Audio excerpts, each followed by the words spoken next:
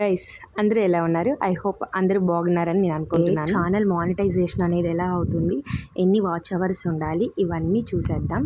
So first play స్టోర్లోకి వెళ్ళి YouTube studio అని search చేస్తే ఆల్రెడీ నా దాంట్లో ఇన్స్టాల్ ఉంది కాబట్టి నేను ఓపెన్ చేశాను అనమాట. సో ఇప్పుడు నేను వచ్చేసరికి ఇక్కడ dash board, content, analytics, comments, earn అని ఉన్నాయి. వీటిని అయితే నేను చూశాను. ఫస్ట్ కంటెంట్లోకి వెళ్దాం మనం. సో దీంట్లో నుంచి నేను వీడియోస్, షార్ట్స్ ఎన్ని అప్లోడ్ చేశాను. ఇవైతే వీడియోస్ అండి, నేను ఇవే అప్లై చేశాను, ఇవే పోస్ట్ చేశాను. సో ఇవన్నీ షార్ట్స్ అయితే ఇంకా తెలిసిందే కదా, డైలీ 2 అయినా అప్లోడ్ చేస్తాను టైం కుదిరిన బట్టి. సో దాంట్లో నుంచి నేను ఈ షార్ట్స్కి అయితే నాకు వ్యూస్ చాలా వచ్చాయండి. గార్లిక్ బటర్ నాన్ది దీనికైతే 18,000 దాకా నాకు వ్యూస్ వచ్చింది. 18,600 దాకా వచ్చింది. సో సబ్స్క్రైబర్స్ అయితే 28 మెంబర్స్ ఉన్నారు. మనం ఏదైతే షార్ట్ మనం అప్లోడ్ చేస్తామో దానికి ఎన్ని వ్యూస్, ఎంతమంది సబ్స్క్రైబర్స్ వచ్చారు, ఎవరెవరు చూశారు, మెయిలా ఫీమెయిలా, ఏ ఏజ్ వాళ్ళు ఎక్కువ చూసారని కూడా చూడొచ్చు అనమాట యూట్యూబ్ స్టూడియోలో. ఇవన్నీ మనం తెలుసుకోవచ్చండి. సో నాకైతే 18,600 మంది చూశారు దానికి. సో ఇవన్నీ షార్ట్స్ 4,000 మంది, 4,800 మంది. ఈ రాగి సంకటికి కూడా నాకు 4,008 మంది దాకా అలా చూశారండి. సో 3 సబ్స్క్రైబర్స్ అయితే వచ్చారు. మనం ఇలా దీన్ని అనాలసిస్ అయితే చూసుకోవచ్చు అనమాట.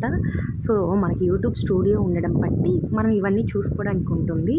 మనం ఇది ఇన్స్టాల్ చేసుకుంటే మనకి చాలా బెటర్ అనమాట, అన్నీ కనిపిస్తూ ఉంటాయి దీంట్లో. సో నాకు ఇవైతే ఎక్కువ వ్యూస్ వచ్చి ఎక్కువ సబ్స్క్రైబర్స్ వచ్చిన వీడియోస్ అండి షార్ట్స్లో. ఇలా మనం లైక్స్ ఎన్ని వచ్చాయి, ఎంతమంది లైక్ చేశారు దీన్ని అని. ఇదిగో ఇక్కడ ఏజ్ వాళ్ళు, ఎంత ఏజ్ వాళ్ళు చూశారు, 13 to 17, 18 to 24, 25 to 34, ఇలా ఏజ్ వాళ్ళు. నాదైతే మెయిల్ వాళ్ళు ఎక్కువ మంది చూస్తున్నారండి. India, Kuwait, United states. So నాకు ఇండియాలో 98.5% మంది చూస్తున్నారు.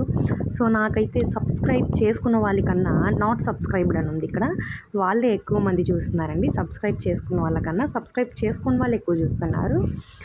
సో అలా అనమాట.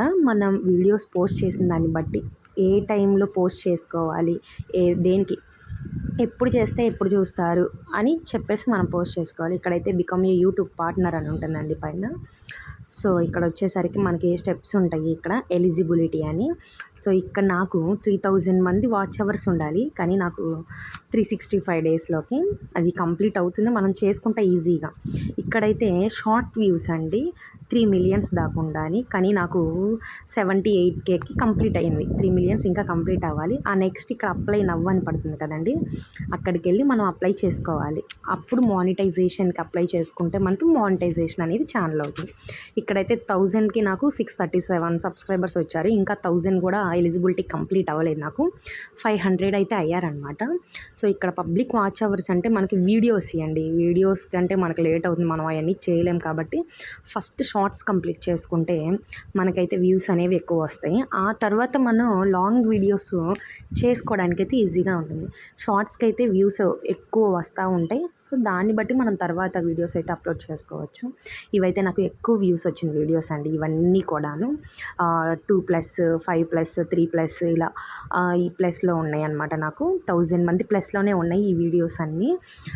సో దీన్ని బట్టి మనం యూట్యూబ్ స్టూడియోలో ఇవన్నీ